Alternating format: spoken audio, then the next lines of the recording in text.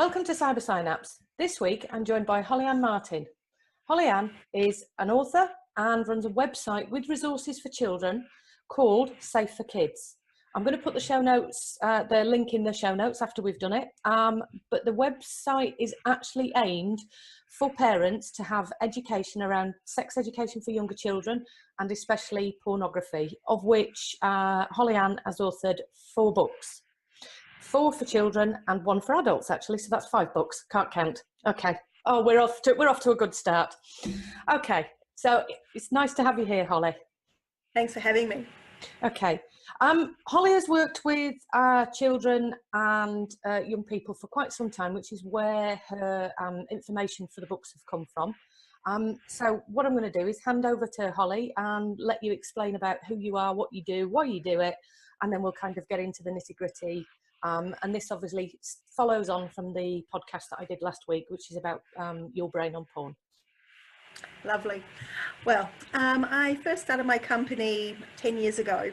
I was a teacher assistant working with special needs children, and I'd been teaching a program, an abuse prevention education program, for nearly 30 years. And then 10 years ago, I went up into some communities in Australia where high sexual abuse was happening. And just saw a huge need for resources. So I quit my job, took a big loan out of my home, and have been doing this now full-time for 10 years. I travel all over Australia, and normally I would stand in front of 4,500 children a year, but last year was a big year, and actually it was 5,500 last year. And so all of the resources I create come out of conversations that I'm having with children. And so up until about probably 3 years ago, children, you know, I'd ask a class of 8-year-olds, you know, who's got Facebook, who's got this? And about half of the class of 8-year-olds had Facebook. But then there was a change, and now, you know, no child's got Facebook because that's only for old people. But I was finding they've all got Snapchat, they've all got Instagram. And one of the lessons that I do in abuse prevention education is I do a public and private lesson where we go through and we talk about public and private things that you do with your body, so burping and farting and nose picking, the private rooms in your home, and then we get down to the private body parts. So rather than just jumping into naming the correct anatomical names, because it's really important that we use penis, testicle, vulva, vagina. To be honest, I don't use anus because I worry if in a court situation, if a child said anus, then somebody might try and twist that and say that the child was coached. So I just use bottom and your mouth. We have to include the mouth as a private part. Yeah. And a lot of people have, you know, problem with that, but we have to. And so as part of this lesson, I started to find that children were coming across pornography, but rather than calling it pornography with 6-year-olds, I call them private pictures or private movies. Yeah. And when I say to a class of 5 or 6-year-olds, where can you see pictures like that? They can tell me on an iPhone, on an iPad. They never say magazines because that's so last century. But I had a child say a tattoo, and I hadn't even thought of that myself. But more and more, I'm finding that children are coming across this on YouTube.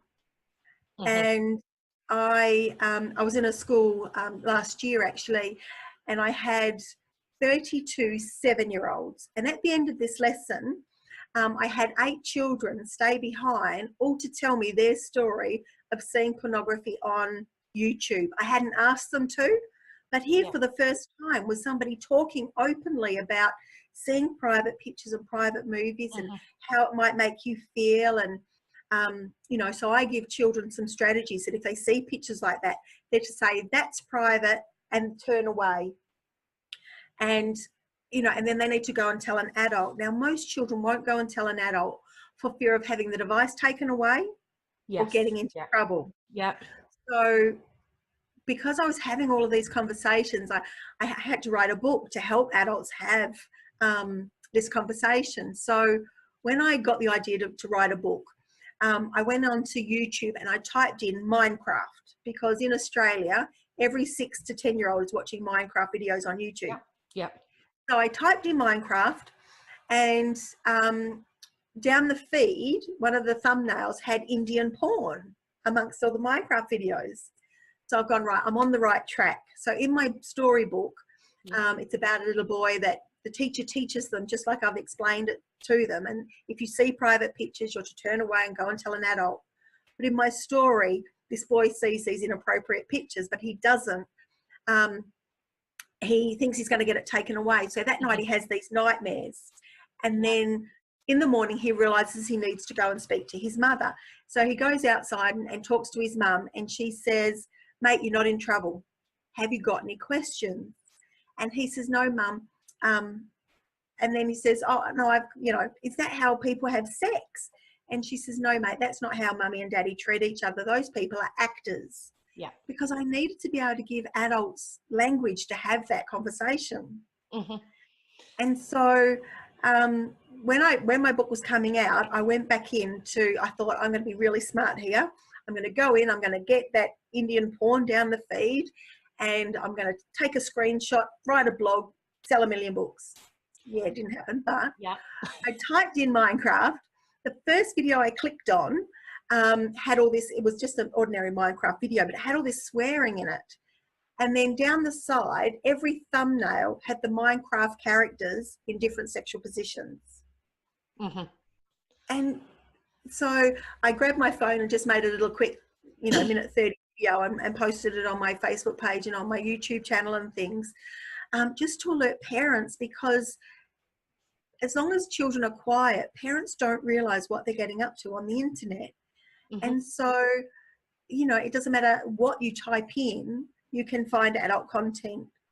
When the movie Frozen, and we've got Frozen 2 coming out, so it's going to be even worse. But if you type Frozen into YouTube, you're going to come across videos with Spider-Man and Elsa. If you type Elsa into YouTube, you're going to see Spider-Man and Elsa having sex and having twins. Yeah. And that was the podcast that I did around Christmas time about the inappropriate videos for children. And I'm actually really thinking about, maybe I should have called that podcast Pornography on YouTube. Does it exist? Something along those lines, because actually it's not just the pornography though, is it? I was just thinking about the swearing, actually, young children coming into swear, because those are sexualized words. That's what swear words are. And the latest fashion on YouTube. It's really big here with kids at the moment, and it's called parents pranking their children. And so I typed in parents pranking their children. The first video I clicked on was a husband and wife going with their mobile phones, oh, now we're going to get this and we're going to do this to our kid, and I'm going to pretend to bash her. So the mother's lying on the ground, the father is pounding into her. There's a little 2-year-old baby trying to fight the father off. 2 million people have viewed that.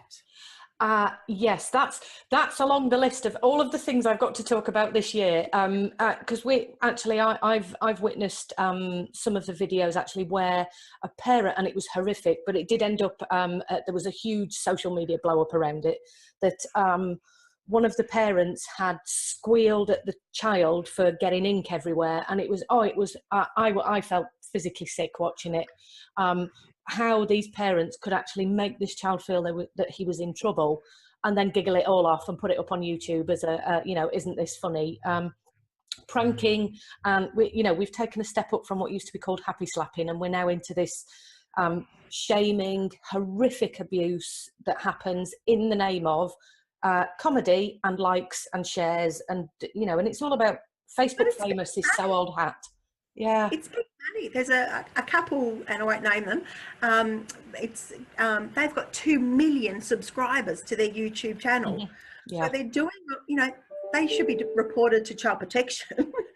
But they're making all this money off of torturing their children, basically. And yet everybody thinks it's so funny, but it's always violent. It's always, and kids think it's funny, and it's so desensitizing to everyone. And one of the this is kind of where I said we'd go off on a tangent before we started, that actually this is one of the things about YouTube, is when you begin one video, I think think it was 12 videos. So there is a formula somewhere about 12 videos to the dark side of YouTube. I think it's a lot less than that now. So if you typed in Minecraft and you've got the almost the Kama Sutra in Minecraft down the side, that actually it doesn't take long for a child to come across some of this material. And one of the other things we actually had a brief discussion about before we came to record it was the correct terminology. So what I wanted to say was I was lucky enough to, and this is going back a while, to read your Hayden Reese book. So you actually sent that over, and I had a read through of it and found it really, really helpful about the coming across pornography and the kinds of conversations. So I thought what we might do is just have a little bit of a chat around how we can help educate parents, because pornography, well, let's say the access to pornography is one of the high ends of my therapy practice at the moment. There's a large number of children, all under the age of 14, who are accessing pornography. So where we think it's an adolescent issue, actually it's a lot younger. So I'm dealing with children as young as 5 through to 14 that have witnessed pornography. After that age, I can have very different conversations, but that's due to brain development. So what kind of resources do you have, Holly, so that people can have a look at your website, have a look at the books, and then start to have conversations with their children? Well, like you mentioned, I've got my Hayden Reese Learns What to Do If You See Private Pictures or Private Movies out already. I've just released a book, and this came about because of pornography. Child-to-child sexual abuse is on the increase in Australia. I'm pretty sure it is in the UK too, because I read an article today about that. And so this came about, and this is going to be quite graphic, but it came about because a principal rang me in November, not just gone, November before. He had 8 separate cases of child-to-child in his school. But the story that he told me, and all of the cases linked back to the children seeing porn, they're all isolated, it wasn't on each other. But he told me of a 6-year-old who was caught in the boys' toilets trying to get other kids to suck his penis. Yeah.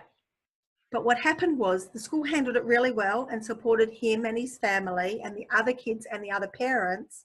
But these parents turned on the family and ran them out of the school. So then they go to another local school. They ring the parents of the local school and said, did you know you've got a pedophile in your school? He's not a pedophile. He's just a little boy that doesn't know the rules. So my new book that I've just released before Christmas is called Gary Just Didn't Know the Rules. Yeah. So in this story, the teacher sits the kids down and is teaching them, and a new child comes to the school who hasn't learned protective education. And so there's something private happens in the toilet. And I don't say what the private thing was, because I leave it open for the adults to brainstorm with the kids. Because it could be as simple as somebody looking under the door or over the wall or something like that. I would just say something private happened. And the child goes and reports it to the teacher. And she says, leave it with me, I'll handle it. So she sits the whole class down and teaches them there are 5 private rules. Nobody's allowed to touch your private parts unless it's for medical reasons, and then they need consent. If they did, it wouldn't be your fault. You're not allowed to touch anybody else's private parts. If you do, you're breaking the law. And I always use this sign language when I'm talking with the children too. They understand it. No one's allowed to show you private pictures. No one's allowed to take private pictures of you, and you're not allowed to take private pictures of yourself. Because I had a mum of a 6-year-old ring me crying down the phone going, Holly, my 6-year-old got my mobile phone and took a picture of his penis. And, you know, she's going, what am I going to do? What am I going to do? And I said, well, calm down. Hold on a minute. Has he sent that to anybody?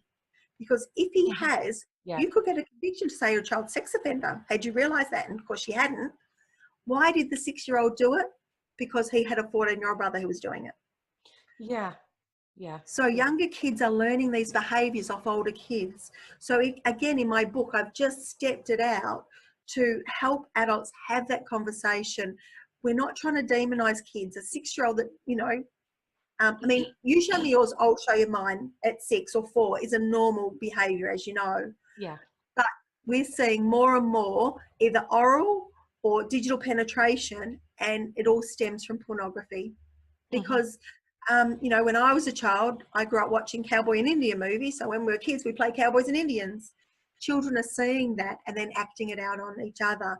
And, you know, and especially one of the trends that we're seeing here, and I'm not sure if it's the same in the UK, is children on the spectrum, on the autistic spectrum, are witnessing porn and then abusing their siblings. To be honest, Holly, that makes up for a large remit of the clients that I've actually dealt with. And I think that's one of the issues we do currently have in the UK, that we provide sex education. So I'm just going to talk a moment from, I used to go out and teach relationship sex education. It's a generic lesson that's given to the secondary school children and some of the primaries. But what they don't take into account is learning difficulties, children on the spectrum, the fact that children will have been abused. So it tends to be quite abrupt, and it's very difficult when I was sat with people and we'd be co-presenting, and I would be watching children who looked really confused, children who were having a traumatic reaction to some of the information that was being shown behind them. And as I talked to you, there's also the levels of the resources that we use with some of these children, that we don't take account of the behaviours that autistic children or children on the autistic spectrum behave slightly differently or in different ways. So I use the terminology neurotypical and neurodiverse rather than autistic spectrum. Because I don't like labels on children, and I talk about the way their brain works. Yeah. And it's actually neurodiverse children that think in diverse ways, that then take this information and use it because they don't understand. And as you've called them, the 5 rules, they are the social rules. They're the rules of how we get along as a society. And it is not okay to do this to another child or have it done to yourself. So I'm really impressed with those 5 rules, actually. I think I shall be citating you and sticking them into... actually, what I will do is I'm currently doing a second book, and I know you're doing a book at the moment as well, aren't you? So we'll come on to that. That I may just reflect back to come and see your resources on that. So I think those 5 rules are really simple, and they're ones that underpin it. Yes, exactly.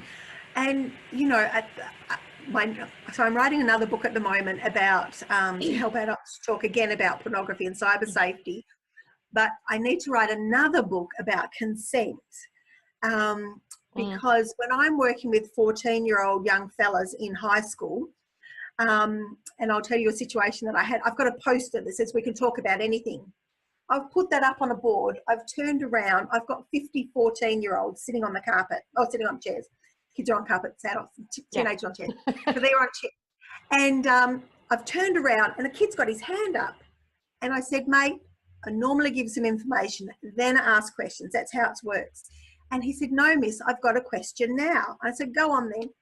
And he said, and excuse my language, but he said, miss, why do so many women like anal sex? And of course I didn't blink or, you know, show anything. I've been in the class 2 minutes and he's prepared to ask me that. So I've gone there. And I said, well, I'm going to answer that for you. But before I do, how many of you young men have had sex? And they're all going, or none of us, we haven't even kissed a girl yet. So I said, so how do you know about that? Oh, because of all the porn, hey, and then nudging each other, all the porn we're watching. And they were describing the most heinous acts. Yeah.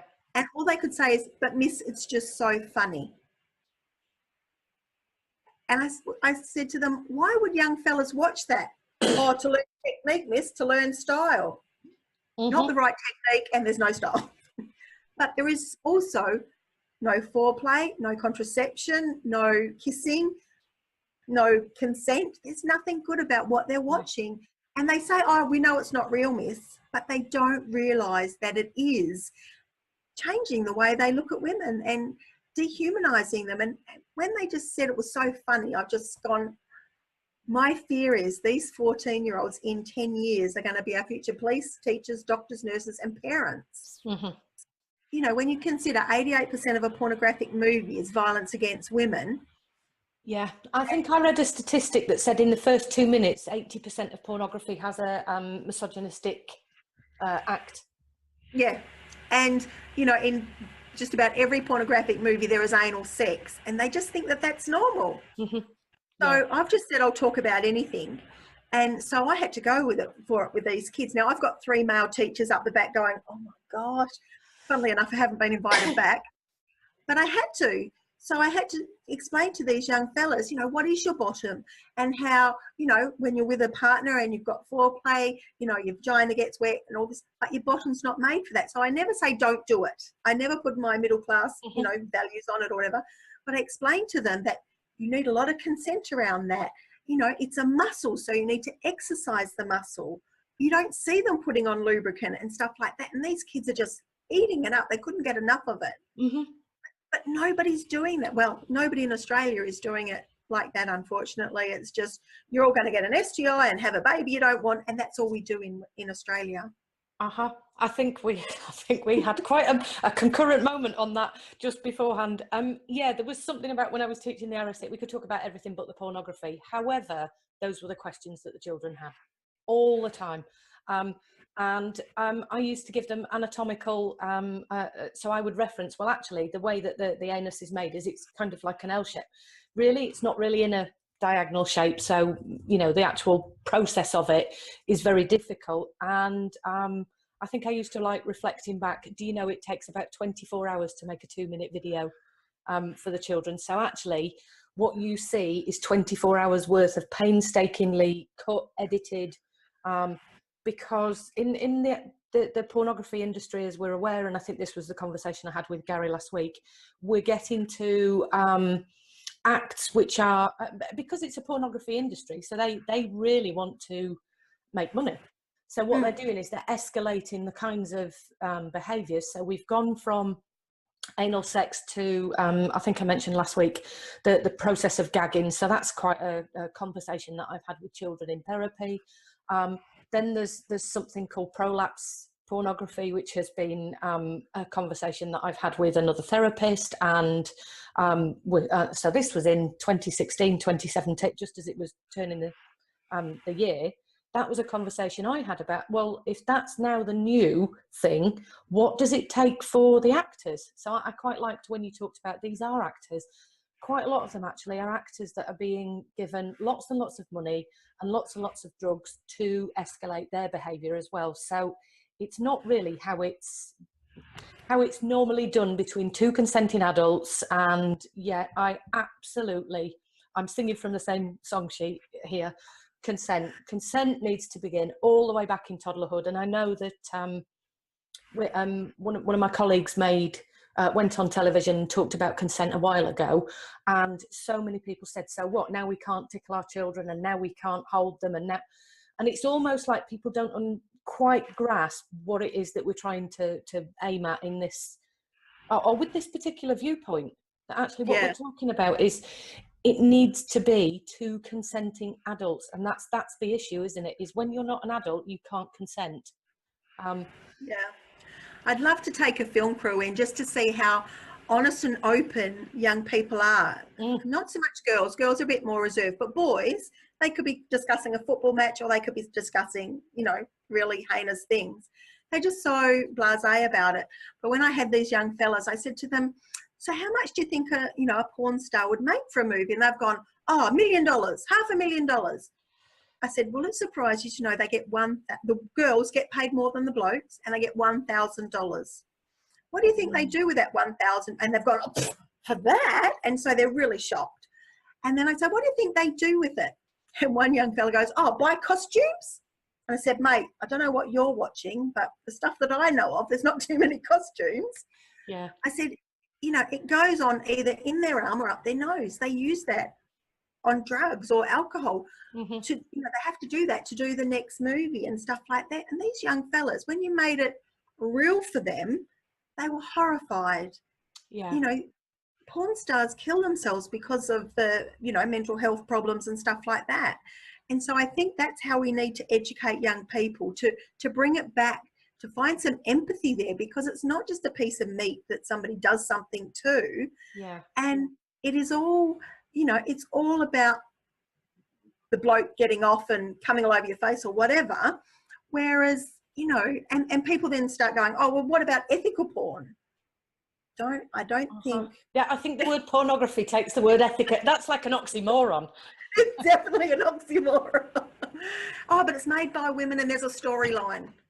But people are still getting a lot of money. And, you know, you don't wake up and go, oh, well, I'm going to go and work in a daycare, or I'm going to become a teacher. No, I'm going to become a porn star. Mm-hmm. And a lot of these people are trafficked. Yeah. And the way they're tricked into some of this stuff. So I think we need to do more education around that with our teens, but with younger kids, just getting them to know that it's, you know, they need to be able to talk to adults about it. And parents just, I've got a survey out at the moment. My goal was to have 1,000 parents from around the world fill out this. It's only, it'll take about 4 minutes. And I thought, you know, I'd get it just like that. But it's taken me from October to now, and I'm still only up to, I think it's like not quite 700 yet. Mm-hmm. But I'm having people say, messaging me after doing the survey saying, Holly, I'm so glad I did your survey, because one of the questions is, did you know that there was pornographic information on YouTube? No, they didn't. And then I said, have you heard of something called RedTube and ZooTube? And then we say, you know, please don't go and look it up, and we tell them what it is. Yeah. Now, I've got 9-year-olds that can tell you what ZooTube is. And they're hearing about these sorts of things on Family Guy, on that cartoon Family Guy. Yeah. So on the cartoon, they'll go blah, blah, blah. And then on ZooTube, kids are going to go ZooTube, they're going to Google it, and 9 boxes open up with people having sex with animals. Mm-hmm. And 9-year-olds know about this stuff. Yep. The videos are automatically running. You can't take that back.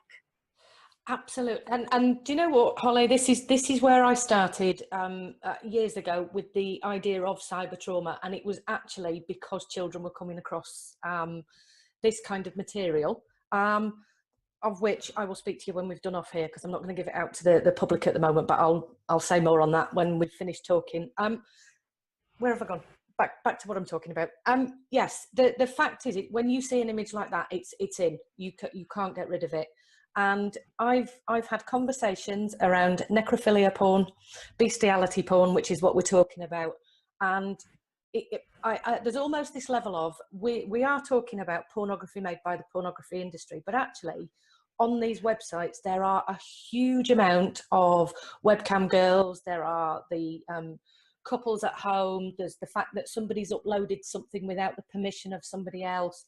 And that's the other level of pornography, isn't it? Is the, and I'm going to call them the unsuspecting victim of 2 people at home making a video for themselves, and before you know it, one person has uploaded it and it's now on a pornography site and can be watched by millions and shared. And as I say to a lot of people, if something can be uploaded, it can be downloaded, which means it can be uploaded again. So there's the idea of this image can be around for forever, if that, yeah. And this is where we use the digital footprint. We have quite a few other sites over in the UK that get mentioned. And what's happening at the moment is the internet providers are going to start, well, they've already got filters in place that you can put on. I think my issue with them is they filter far too much, so you couldn't even do a medical search for some of the stuff that you wanted. And then we've got age verification, which is going to start. And as I keep saying, the pornography industry is going to go, okay then, so we'll just change servers, we'll change names, and we'll make it a different, and it won't take long before that filters down. And what was, let's take for example Pornhub, which is one of the biggest free websites. Pornhub will then change its name, or they will find another way to get the back doors in, as they're called, which is quite interesting that I've used that metaphor here. And then you know, that will allow children to still access this. Most of the graphic videos I talk about have never been accessed on YouTube, Facebook, pornography sites, because children share links with each other about websites. Yes, definitely. And I think it's ironic that Pornhub now are doing sex education. I was going to say I haven't frequented, right? That's another one to note down, is right. So now oh, that's really interesting. Don't you think that's the classic? Yeah. I wonder what that will contain. I just have no idea. Right. I'm just thinking if there's so I have taken notice of the time today, so I've noticed that we've been going for about half an hour. This is the thing I'm completely rubbish at, this podcasting, taking note of what I'm doing. We're coming towards the end, so you've mentioned your survey, which I'm going to put on I'll put in the show notes. I'll put on the YouTube as well. I'll put it into my Facebook and share around, and I'll also put your Facebook website, your website. You can buy the books from the website, can't you? Yeah. It's best to, in the UK, it's cheaper to get them through Amazon. Right. Well, I'll put the names of the books, and then people can go to Amazon and type in your name and obviously order your books. And hopefully we'll get to see, I mean, I'm thinking we could do another one of these, Holly, but you are coming over to the UK later on this year. So yeah. One of the things I'm intending to do is do more interviews where I'm actually sat with people, because it's a little bit more real. As much as this is virtual, it's not quite the same as sitting together and having the where you actually bounce off each other a little bit more. So I'm hoping that I'm going to record interviews in that way as well. Is there anything you think parents need to know or that needs to be in this podcast right now before we kind of say, right, that's it for today? And for me, parents to model consent. You know, don't make children kiss adults goodbye and things like that. And I know people get off on tangents saying, you know, they will show no respect. They can still be respectful without being made to kiss somebody.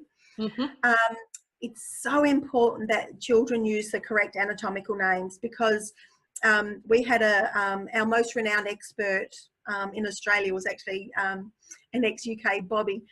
She came over. She was a policewoman in the UK for years, and then she came to Australia and became a professor, and her name was Professor Frida Briggs. She passed away 2 years ago, but she made it her life's mission to go into prisons and interview perpetrators and things like that. And they told her that if I was calling my private part a Mary or a Florence or whatever, and you were calling your private part a vulva and a vagina, they would leave you alone. So just knowing the correct anatomical names could be a protective factor for a child. Yeah. So it's really important that parents get away from, you know, using those funny words, because in the grooming process, they'll find out what kids are using. If they're, you know, if they're saying penis and things, vagina and vulva, I'm leaving that child alone, because they won't, you know, it's going to be, if I'm calling it a funny name, it's going to be harder for me to get whoever I disclose to understand what I'm trying to say. Yeah, yeah. Because people watch the TV and they think, oh, that they can point to a doll or they can draw a picture. They can't. They have to verbalise what the name was. So just knowing the correct anatomical names. Yep. Yeah. And just to have open conversations with your children about, you know, one of the things that we do with children is we help them set up a safety team of 5 adults that they can talk to about anything. And I have nowadays kids, so on the thumb would be anybody from their home, and then 2 people from school or daycare, and then 2 people from the community. I have kids nowadays saying to me, Holly, I don't want anybody from my home on my safety team. Mum's always on Facebook, or Dad comes to my cricket match and he never watches. So kids are feeling really disconnected. So I would really ask parents to make time to sit down with their children, and, you know, if your child's got something that you think's no big deal and it's a big deal to them, if something bad happens, they'll think that they won't be listened to again. Yeah. So to have open conversations with children and not to be scared of it. Adults overthink the program that I teach. If you give a kid a rule, that's the rule. They understand it and they don't overthink it, and they 3-year-olds understand it. Yeah. So I think we underestimate children a lot too. Yes, absolutely. And I'm going to echo on to the top of that. And this was the discussion that I had about. So a lot of the younger children who have been sexually abused, when it's being explained to them by other professionals, they're consistently told, well, that was rude. And that's what, and this was my little tete-a-tete before we started. Yes, we can consider it rude in terms of, we talk about private parts being rude, but actually I think that if we started to talk to children about it's wrong, it's illegal, they're an adult, you're a child. And as I say, it's one of the things I've had to explain to a number of children. Sticking your tongue out is rude. Shutting the door in somebody's face is rude. Swearing at somebody's rude. Sexual abuse is illegal. That's the word we need to use. It's wrong. It's against the law. And I quite liked your sign language for it. I'm just thinking about the younger children with autism that I'm thinking about.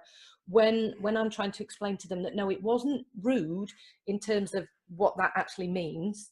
It was illegal, it was wrong, and it wasn't your fault. So rude is something that children engage in, which kind of has this victim blaming feel to it for me. Yeah, I ban rude. I won't let the children say rude. I get them to make a little cup and say rude and catch it and then throw it away. I say, every time you go to say rude, say private. Because, you know, your rude parts come shame. So they're just your private parts, and they're your special parts. And again, I use sign language for that. So that in Australia, the sign for private is your hand in front of your mouth, and then you pretend you've got a key and you're locking your lips. So public means people around, and private means just for you. And so if I hear kids swearing, I don't use any language. I just, oh, sorry, miss, and they stop swearing. So, you know, there's so much we could talk about for weeks. I was just thinking, let's go off on a tangent on that one, but this is what's happened on the last few podcasts. Is I've started to get to a stage where I've thought, no, curb it, Kath, which is one of the differences. As I keep saying to people, this is not an academic podcast. It's just literally two people talking, having a bit of a and where I said I was going to be interviewing people I disagree with this year, I'm tending to kind of pick people and go, oh no, that bit I really agree with, and this is why. And so we will obviously continue this conversation more than today, and obviously once it's recorded, you can share it. So there will be other information. So I'm just thinking for people in Australia, there is a video from myself and Alan where we talked about the ELSA videos and how to have conversations with children around YouTube. The one that I did with Gary, so Gary is one of my friends, we had a really in-depth conversation about, he actually turned the tables, to be honest, and interviewed me, if that makes sense. So we had a conversation about the Suicide Forest video that appeared on YouTube and how many young people saw that. You know, there was 15 million subscribers plus the other people who saw it in the trending. And then all of the fallout from that. So that there's lots and lots of information on there for parents. And hopefully that's what I'm intending to do with this podcast, is cover all of the cyber-based issues rather than just the pornography. But I think the pornography issue for me in therapy is becoming one of the prevalent issues. So there are two prevalent issues, and I'm not going to talk about the other one at the moment, but it's definitely pornography viewing, particularly for children under the age of 10. That's the one that concerns me the most. So I would love to have you back on this podcast. So I'm going to say thank you very much for your time, Holly. And I look forward to keeping in touch and probably coming to meet you in later on in the year when you come over. That'd be great. Thanks for having me. Thank you.